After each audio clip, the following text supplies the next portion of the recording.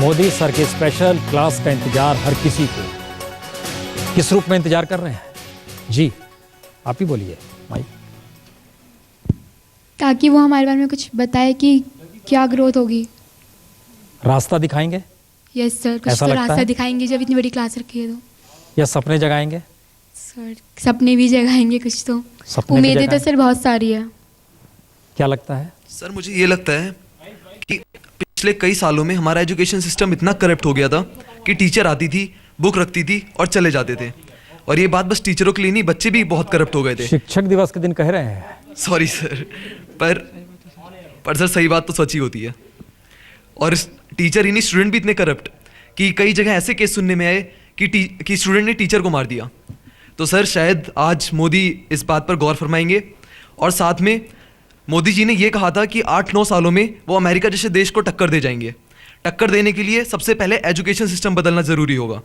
अगर वो टक्कर देना चाहते हैं। एक मिनट, प्रधानमंत्री मोदी पहुंच चुके हैं माइक ऑडिटोरियम में और यहीं से सीधा संवाद होगा। शुरुआत में वो अपनी बात रखेंगे और उसके बाद एक ऐसी व्यवस्था की गई है जिसमें अलग अलग जगहों से बच्चों से सीधा संवाद भी होगा। साथ में एचआरडी मिनिस्टर स्मृति ईरानी भी नजर आ रही हैं। अब ये देखना है कि किस तरीके से ये पूरा का पूरा संवाद होता है, क्योंकि समूचा देश अरसे बाद एक ऐसे प्रधानमंत्री को सुनने जा रहा है जिसने खुद तय किया कि वह सीधा संवाद बच्चों से बनाएगा और शिक्षक दिवस के मौके पर अन्य अतिथियों का अपने शब्दों में स्वागत करें।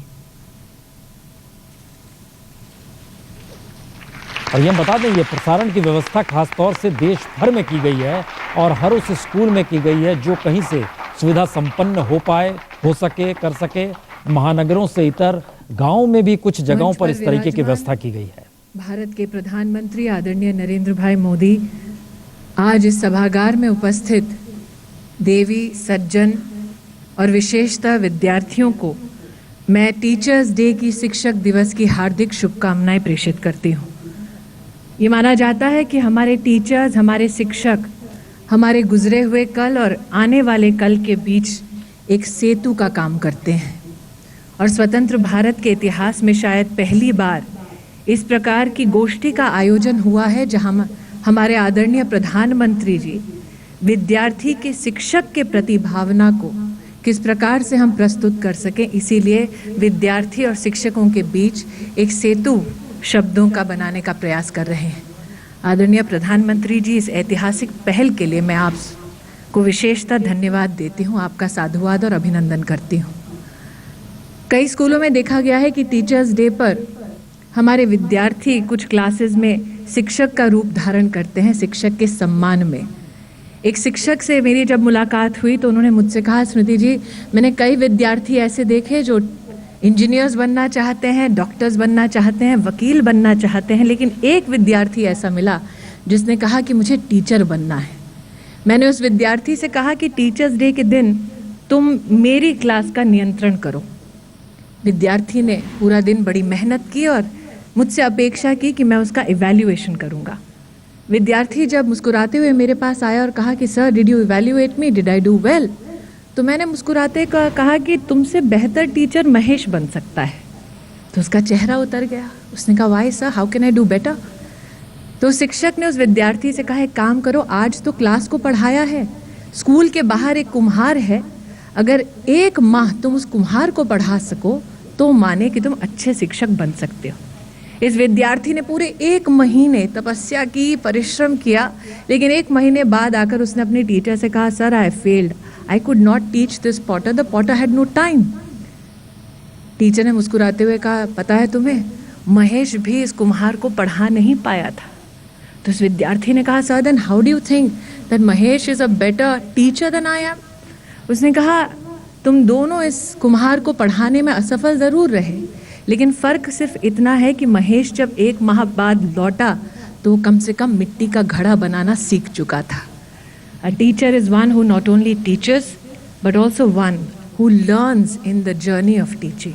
So today we dedicate ourselves to not only those teachers who taught us how to measure the distance between the earth and the moon, but who also helped us in our journey from the head to the heart. Thank you teachers, ladies and gentlemen, शिक्षक दिवस की आप सबको बहुत बहुत बधाई। धन्यवाद। धन्यवाद।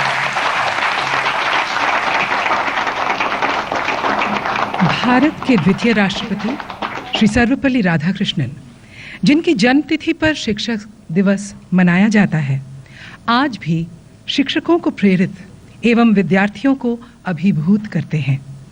आइए विद्यार्थियों के ही शब्दों में इस प्रेरणा के अद्भुत स्रोत के बारे में जानें।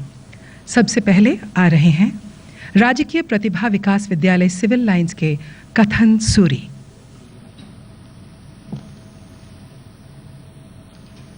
नमस्कार, मैं कथन सूरी, राजकीय प्रतिभा विकास विद्यालय सिविल लाइंस का छात्र। शिक्षक दिवस के इस पावन अवसर पर, जो प्रतिवर्ष 5 सितंबर को भारत के द्वितीय राष्ट्रपति डॉक्टर सर्वपल्ली राधाकृष्णन जी के जन्म दिवस के रूप में मनाया जाता है, पर आपका अभिनंदन करता हूँ। डॉक्टर सर्वपल्ली राधाकृष्णन जी ने अपना संपूर्ण जीवन शिक्षा को ही समर्पित कर दिया और जीवन पर्यंत कुछ नया सीखने की प्रवृत्ति ने उन्हें हमेशा एक विद्यार्थी ही बनाए रखा। डॉक्टर राधाकृष्णन न केवल शिक्षा जगत के मानदंड, महान वक्ता, राजनीतिविद थे, अपितु वे भारतीय संस्कृति, दर्शन एवं अध्यात्म के भी शिखर पुरुष थे। इन्हीं विशेषताओं से परिपूर्ण व्यक्तित्व डॉक्टर सर्वपल्ली राधाकृष्णन जी को 1954 में देश के सर्वोच्च नागरिक सम्मान भारत रत्न से भी नवाजा गया। मैं माननीय प्रधानमंत्री श्री नरेंद्र मोदी जी एवं उपस्थित अन्य गणमान्य विभूतियों के समक्ष डॉक्टर सर्वपल्ली राधाकृष्णन जी के जीवन से संबंधित कुछ संस्मरण प्रस्तुत करते हुए अपने आप को गौरवान्वित महसूस कर रहा हूँ। तो अब मैं डॉक्टर राधाकृष्णन जी के जीवन की एक घटना का उल्लेख करना चाहूँगा, जिससे हमें पता चलता है कि उन्होंने अपने पहनावे के ढंग को किसी बाहरी दबाव के कारण बदला नहीं। बात उस समय की है जब डॉक्टर राधाकृष्णन जी को भाषण देने के लिए विदेश जाना था, तो उन्होंने अपनी भारतीय पोशाक की धारण की और विदेशी सभा को अपनी पारंपरिक वेशभूषा में ही संबोधित किया। यह डॉक्टर राधाकृष्णन जी की भारतीय संस्कृति के प्रति आस्था एवं सम्मान को प्रकट करती है। सभा में उपस्थित कुछ लोग शायद इस बात से अपरिचित हों कि डॉक्टर राधाकृष्णन जी ने दर्शन शास्त्र का अध्ययन परिस्थितिवश किया, ना कि अपनी इच्छा से। पारिवारिक आर्थिक तंगी के कारण उन्होंने अपने चचेरे भाई की दर्शन शास्त्र की पुस्तकों से ही अध्ययन किया और इस आकस्मिक निर्णय ने उनके शैक्षिक जीवन की दिशा को ही बदल दिया और इस क्षेत्र में उन्होंने विद्वता हासिल की। तो ऐसे थे हमारे प्रतिभाशाली डॉक्टर सर्वपल्ली राधाकृष्णन जी। इन्हीं शब्दों के साथ मैं अपनी वाणी को विराम देना चाहूँगा। धन्यवाद। धन्यवाद। मैं आपसे अनुरोध करूंगी कि आप मंच पर आएं और प्रधानमंत्री जी से उनके आशीर्वाद का एक संस्मरण लें।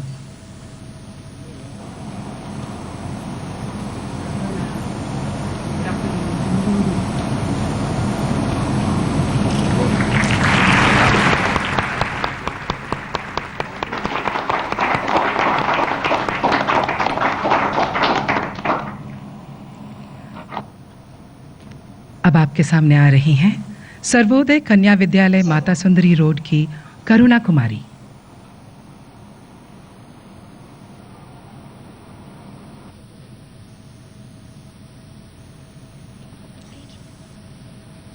Honorable Prime Minister, Sir, Minister of HRD, and the other distinguished guests, I would like to extend a very warm-hearted welcome to all of you.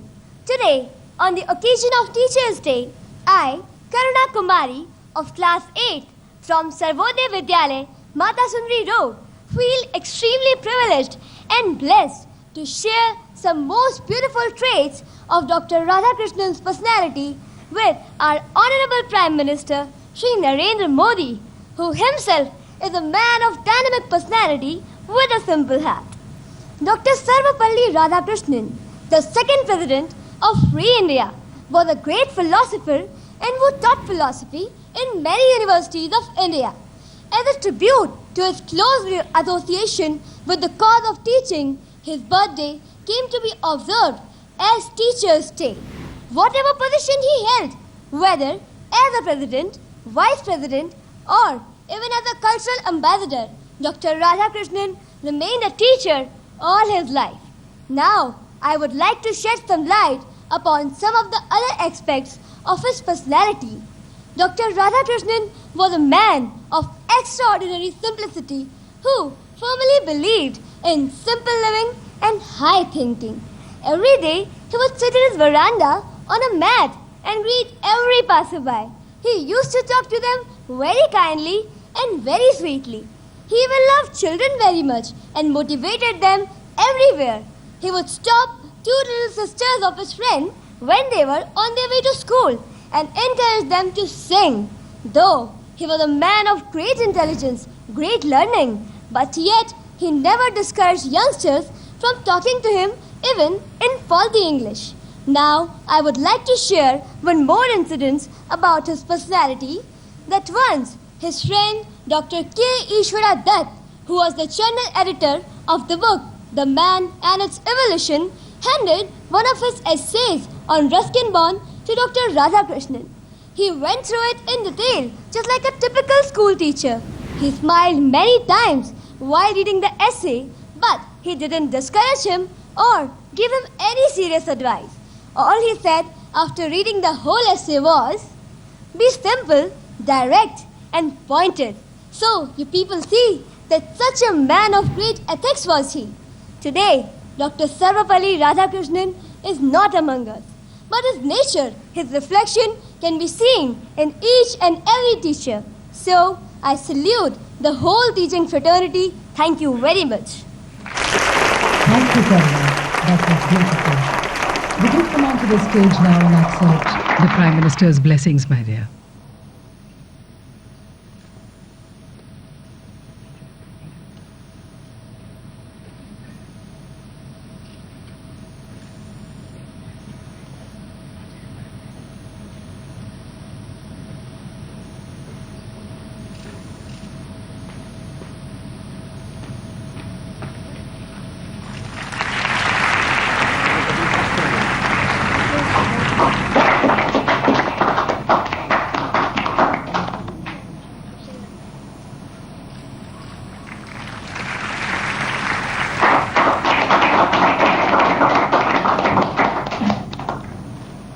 Now I call upon Tavishi Sheel of Government Girls Senior Secondary School, Pitampura. I am Tavishi of class 10th from GGSS School, SC Block, Pitampura. A very hearty good afternoon to the Honorable Prime Minister, the HRD Minister, and all the other dignitaries present here. Today, it's my proud privilege to speak few words on our former President, Dr. Sarvapalli Radhakrishnan. Dynamic in personality, quiet in nature, just in decision, prompt in action, simple in dress, austere in habits. Such was our revered Dr. Radhakrishnan. He was a loving person and a lovely emblem of our age-old Indian culture and civilization. On the auspicious occasion of Teachers' Day, we all feel proud to remember him as the great guru of all times. He was the multifaceted personality who always propagated the idea of Vasudhaiva Kutumbakam, meaning the whole world is a family. According to him, on this occasion, every teacher must take this pledge that they will make their students good human beings and not some mere scientist or engineer. In a very interesting incident, once at Mysore University, one of his students asked him whether he had been abroad for his education. He simply replied, "No, but I will go there to teach." Such was his determination, and he did go abroad to teach. He was very friendly with his students, and when going to Calcutta University, he was given a very unique farewell by his students, where his carriage was pulled by his students instead of the horses. Isn't it unique? It is. As told by one of his students once at Calcutta University, one of his students said, as told by one of his students at the Calcutta University, a philosopher gave a speech for about 50 minutes, but the audience could not get him. Then Dr. Radhakrishnan got up and spoke the gist within 10 minutes. Surprisingly, whole audience was satisfied. Such was our great Dr. Radhakrishnan, an eloquent speaker, a philosopher, a biographer, and what not. Above all these, he was a good human being and the precious jewel of our nation. Thank you. Thank you, Tavishi. May I request you to come onto the stage now, please?